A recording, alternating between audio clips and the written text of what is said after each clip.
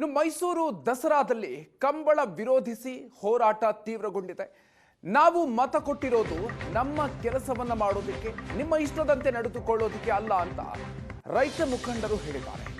ಬರದ ಸಂದರ್ಭದಲ್ಲಿ ಅಷ್ಟು ಕೋಟಿ ಖರ್ಚು ಮಾಡೋದು ಬೇಡ, ಕಂಬಳಕ್ಕಾಗಿ ಪರಿಸರ ನಾಶ ಮಾಡೋದಕ್ಕೆ ಬಿಡಲ್ಲ ಅಂತ ರೈತ ಮುಖಂಡ ಬಡಗಲಪುರ ನಾಗೇಂದ್ರ ಆಕ್ರೋಶವನ್ನ ವ್ಯಕ್ತಪಡಿಸಿದ್ದಾರೆ.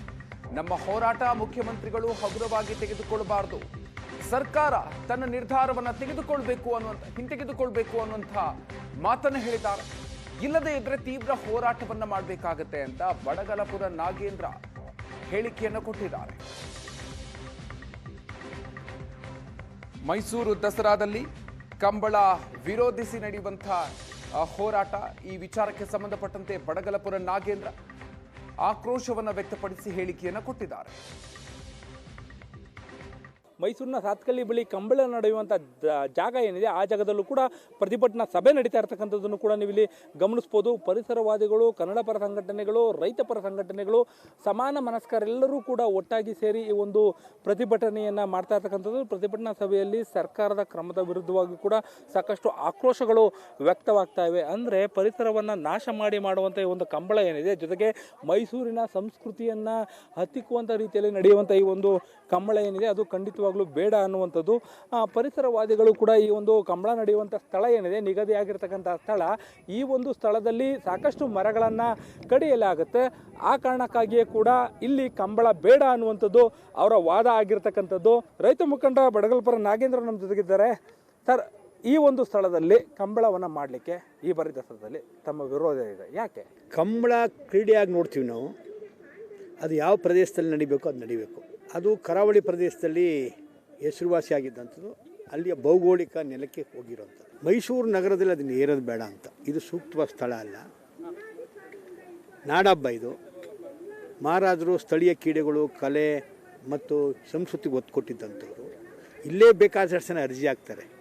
ಆ ಕ್ರೀಡೆಗೆ ಅವಕಾಶ ಸಿಗ್ತಾ ಇಲ್ಲ, ಆ ಕಲೆಗೆ ಅವಕಾಶ ಸಿಗ್ತಾ ಇಲ್ಲ, ಆ ಸ್ತಬ್ಧ ಚಿತ್ರಗಳಿಗೆ ಅವಕಾಶ ಸಿಗ್ತಾ ಇಲ್ಲ. ಇದೊಂದು ಕಂಬಳ ದುಂದು ವೆಚ್ಚದ ಒಂದು ಯೋಜನೆ. ಇದೊಂಥರ ಮೋಜು ಮಾಡೋ ಅಂಥ ಯೋಜನೆ.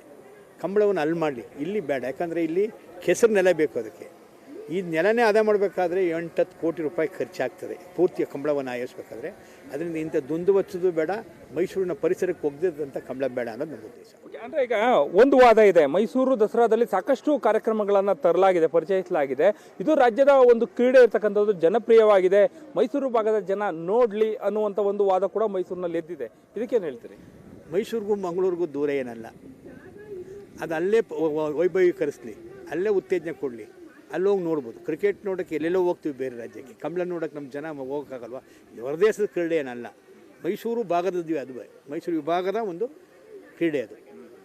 ಸರ್, ಸಾಕಷ್ಟು ವಿರೋಧ ಆಗ್ತಾ ಇದೆ. ಪರಿಸರವಾದಿಗಳು ವಿರೋಧ ಮಾಡ್ತಾ ಇದ್ದಾರೆ, ರೈತರು ವಿರೋಧ ಮಾಡ್ತಾ ಇದ್ದಾರೆ, ಸಾಂಸ್ಕೃತಿಕ ನೆಲೆಗಟ್ಟಿನಲ್ಲಿರ್ತಕ್ಕಂಥ ಸಂಘಟನೆಗಳೆಲ್ಲ ವಿರೋಧ ಮಾಡ್ತಾ ಇದ್ದಾರೆ. ಎಲ್ಲ ವಿರೋಧದ ನಡುವೆ ಕೂಡ ಸರ್ಕಾರ ತಯಾರಿ ಮಾಡ್ಕೊಳ್ತಾ ಇದೆ, ಎಲ್ಲ ರೆಡಿ ಆಗ್ತಾ ಇದೆ. ದಸರಾದಲ್ಲಿ ಕಂಬಳವನ್ನೇ ಅವ್ರು ಮಾಡೇ ಮಾಡ್ತಾರೆ ಅಂತಂದ್ರೆ ತಾವೇನು ಮಾಡ್ತಾರೆ? ಸರ್ಕಾರಕ್ಕೆ ನಾವು ಆಯ್ಕೆ ಮಾಡಿದ್ದೀವಿ, ಅವ್ರು ಹೇರಬಾರ್ದು. ಜನ ಏನು ಬೇಕು ಅಂತಾರೆ ಅದನ್ನು ಕೊಡಬೇಕು, ಏನು ಬೇಡ ಅಂತಾರೆ ಅದನ್ನ ನಿಲ್ಲಿಸಬೇಕು. ಈಗೋ ಕ್ಲಾಸ್ ಬೇಡ, ಜನರ ಮುಂದೆ ನಡೆಯಲ್ಲ. ಇವತ್ತು ಸಾಂಕೇತಿಕವಾಗಿ ಪ್ರತಿಭಟನೆ ಮಾಡಿದ್ದೀವಿ. ಮುಂದೆ ಇದು ಇಡೀ ಎಲ್ಲ ಸಂಘ ಸಂಸ್ಥೆಗಳಲ್ಲಿ ಸೇರಿದ್ದಾವೆ. ಬೇರೆ ಜಿಲ್ಲೆಗಳಿಂದನೂ ಕೂಡ, ಮಂಗಳೂರಿನ 9 ಕೆರೆಯವರು ಕರಾವಳಿ ಅವರೇ ಕೂಡ ವಿರೋಧ ಮಾಡ್ತಾರೆ. ಇದು ಬೀದಿ ಒಂದು ದೊಡ್ಡ ಹೋರಾಟವಾಗಿ ನಾವು ರೂಪಿಸ್ತೀವಿ. ಕ್ಯಾಮ್ರಾ ಪರ್ಸನ್ ನವೀನ್ ಜೊತೆ ಮಧು ಎಂ ಚಿನ್ಕುರುಳಿ, ಏಷ್ಯಾನೆಟ್ ಸುವರ್ಣ ನ್ಯೂಸ್, ಮೈಸೂರು.